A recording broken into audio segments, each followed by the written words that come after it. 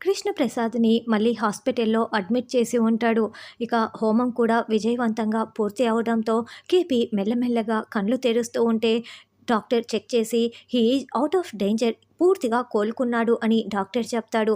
దాంతో శారద, భూమి చాలా సంతోషంగా ఏవండీ అంటూ మాట్లాడుతూ ఉంటారు. శారద, నాకేమీ కాలేదు శారద, నేను కోలుకున్నాను కదా, ఏడవకు అని కేపీ చెప్తూ ఉంటారు. మావయ్య, అసలు మీరు అడవిలోకి ఎందుకు వెళ్లారు మావయ్య అని భూమి ప్రశ్నిస్తూ ఉంటుంది. నేను కావాలని అడవిలోకి వెళ్ళానమ్మా. ఎందుకంటే ఆ అపూర్వ బ్రతికి ఉంటే మన కుటుంబాన్ని, మనలో ఎవరిని కూడా ప్రశాంతంగా ఉండనివ్వదు. అందుకే నేను అపూర్వని చంపటం కోసమే ఆ అడవిలోకి వెళ్ళాను అని కేపీ చెప్తాడు.